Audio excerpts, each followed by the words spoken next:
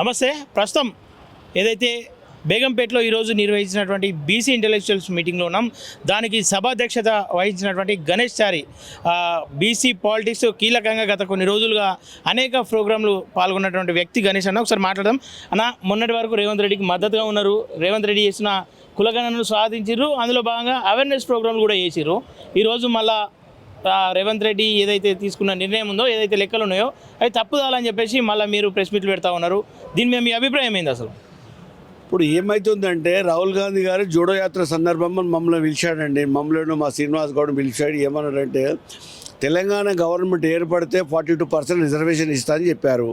అది తూచా తప్పకుండా కులగణ జరిపిస్తేనే ఆ రిజర్వేషన్ ఏర్పాటు చేయడం అవుతుందని చెప్పి చేశాడు. చేస్తే అందులో చాలా తప్పులు వచ్చినాయి. అది మాకు ఇదివరకు కేసీఆర్ పీరియడ్లో మాకు 56% చూపించారండి. ఇప్పుడు 46 చూపిస్తున్నారు. తప్పు. ఇది చాలా దారుణం. ఇది మాకు రిజర్వేషన్ శాతం పెరగాలి. తగ్గుతుంది. ఎట్లా తగ్గుతుందండి? ఇప్పుడు మేము వాస్తవానికి 63% రావాలి. కనీసం లాస్ట్ 58, 57 అయినా చూపెట్టాలి. నువ్వు 46% చూపెట్టడం చాలా తప్పు. కేసీఆర్ హయాంలో 51% చూపించారు బీసీల లెక్కలు. ఇప్పుడు 56%కు పొడిగింది. మీరు ఎందుకు దీన్ని వ్యతిరేకిస్తా ఉన్నారని ఇప్పుడే అసెంబ్లీలో ప్రస్తుతం రేవంత్ రెడ్డి మాట్లాడతాం. మేము అందుకేనండి రేవంత్ రెడ్డి గారిని ముఖ్యమంత్రి కావాలి, కేసీఆర్ గారు ఇంటికి పంపించి రేవంత్ రెడ్డి కావాలని తెచ్చుకున్నాము. బీసీలకు ఏదైనా మేలు జరుగుతుందని తెచ్చుకున్నామండి. మరి ఇప్పుడు ముఖ్యమంత్రి గారు కూడా బీసీలకు న్యాయం చేయాలి. మా పర్సెంటేజ్ తగ్గించి వాళ్ళు ఓసీల పర్సెంటేజ్ ఎక్కువ ఉందని చూపిస్తాం. తప్పది. ఇప్పుడు మేము దాని విషయంలో మేమంతా ఇప్పుడు బీసీలో అందరూ వికతాడిపోయి వచ్చినాం. ఇప్పుడు కాదంటే ప్రతి గ్రామాన మేమే సర్వే నిర్వహిస్తాం. మేము ఏ కులం వారు ఎంత ఉన్నామో వాళ్ళ రిపోర్ట్ తప్పని మేము నిరూపిస్తామండి. ఏ కులం ఓట్లు ఎన్ని ఉన్నాయి ప్రతి ఊర్లో మేమే పిలుపునియదలుచుకున్నాం. ఇప్పుడు చాలా దారుణం ఇది. మేమైతే మా బీసీ సంఘాలు మేము పూర్తిగా వ్యతిరేకిస్తున్నాం. ఇది ప్రభుత్వం కావాలని చేసినట్టు బీసీలపై కుట్ర పంతున్నట్టు అనిపిస్తుందండి. ఓకే. గతంలో ఓసీల పర్సెంటేజ్ 21% ఉండే, ఇప్పుడు 17%, 16% చూపిస్తున్నాం. ఇక్కడ తగ్గినట్టుంది కానీ పెరిగినట్టు ఏడగా అనిపిస్తూ ఉంది. కేవలం దుష్ప్రచారాలు మాత్రమే చేస్తూ ఉన్నారు. దాన్ని ప్రజలు నమ్మొద్దని చెప్పేసి రేవంత్ రెడ్డి చెప్తా ఉన్నారు. ఇప్పుడు ప్రజలు నమ్మొద్దంటే ప్రజలు నిజమేదో తెలుస్తుందండి. రేవంత్ రెడ్డి గారు చెప్పే మాటలేదో ప్రజలు చెప్పే మాటలేదో ఏ సర్వే ఏ రిపోర్ట్ చెప్తుందో అర్థమవుతుందండి.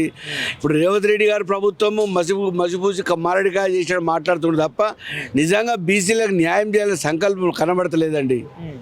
ఓకే. మరి ఇప్పుడు కామారెడ్డి డిక్లరేషన్ అమలు కావాలని ప్రధానంగా మీరు తిరిగిరు. మరి ఇప్పుడు అదే స్టాండ్ మీద ఉన్నా అని చెప్పేసి రేవంత్ రెడ్డి అంటుండే. ఇంకా మీకు ప్రాబ్లం ఎక్కడ? కామారెడ్డి డిక్లరేషన్ ప్రకారంగా మాకు రిజర్వేషన్ పెంచమనండి, మేము కోరుకుంటాం. కామారెడ్డి చెప్పినట్టు అదే చేయమనండి. అది చేయమనండి. 42% రిజర్వేషన్ ఇవ్వండి, డిక్లేర్ చేయమండి.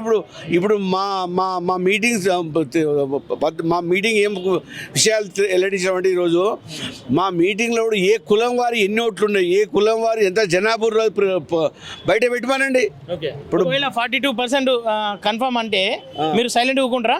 42% మాకు ఖచ్చితంగా ఇస్తే మేము సైలెంట్ ఊకుంటాం. అది చేయమనండి. కానీ చెప్తా ఉన్నాడు, నేను 42% అని చెప్పినా దాన్ని అమలు చేస్తా. ఒకవేళ కోర్టులో అది నిలబడకపోయినా నా కాంగ్రెస్ పార్టీ తరఫున నేను సిద్ధంగా ఉన్నా, బీఆర్ఎస్ బీజేపీలో ఆ స్టాండ్ మీద ఉంటాయి అని చెప్పి సవాల్ చేస్తా ఉన్నాడు. దీనిపైన మేమైతే ఏ పార్టీ అధికారంకి వచ్చినా కానీ మేము మాత్రం మా బీసీలకు 42% రిజర్వేషన్ ఇస్తా అంటే మేము మద్దతు ఇస్తామండి. అంతే, వేరే మాట ఏం లేదు. మాకు 42% స్థానిక సంస్థలు రేపు జరిగే ఎన్నికల్లో ఇవ్వండి.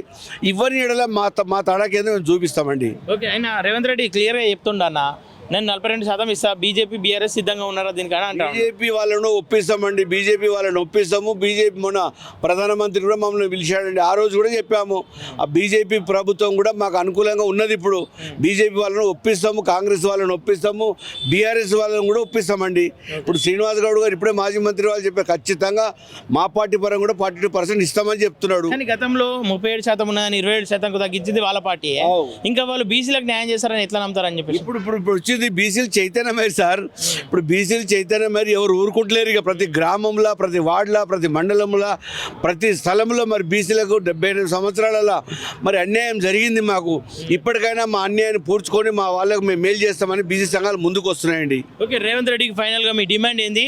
ఎప్పుడు మళ్ళీ ఒకవేళ మీ డిమాండ్ నెరవేర్చకపోతే మళ్ళీ ఎట్లాంటి కార్యక్రమాలు ఉండబోతా ఉన్నాయి? ఇప్పుడు రేవంత్ రెడ్డి గారికి చెప్పవలసింది ఏంటంటే మాకు 42% రిజర్వేషన్ ఖచ్చితంగా అమలు చేయాలి.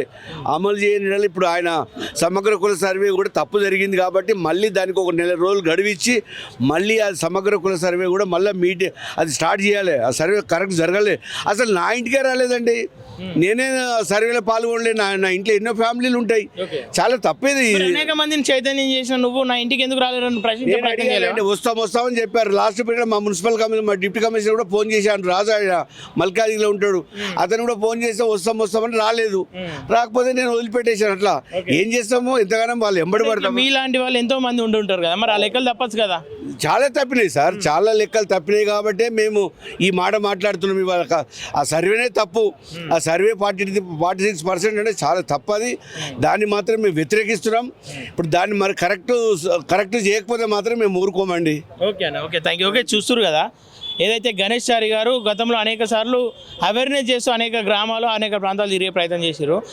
నా లెక్కలే తీసుకోలేరు, అట్లా నాలాంటి ఎన్నో కుటుంబాలు తప్పే అవకాశాలు ఉంటాయి. కాబట్టి దీన్ని మళ్ళా లెక్కలు మొదటి నుండి తీయాలి, బీసీల లెక్కలు తప్పిపోయిన లెక్కలను మళ్ళా ధృవీకరించాలని చెప్పి చెప్తా ఉన్నటువంటి సందర్భం ఉంది. ఒకవేళ ఇది చేయకపోతే కాంగ్రెస్ ప్రభుత్వం మీద మరో పోరాటం ఉంటుందని చెప్పి వాళ్ళు క్లియర్గా చెప్తా ఉన్నారు.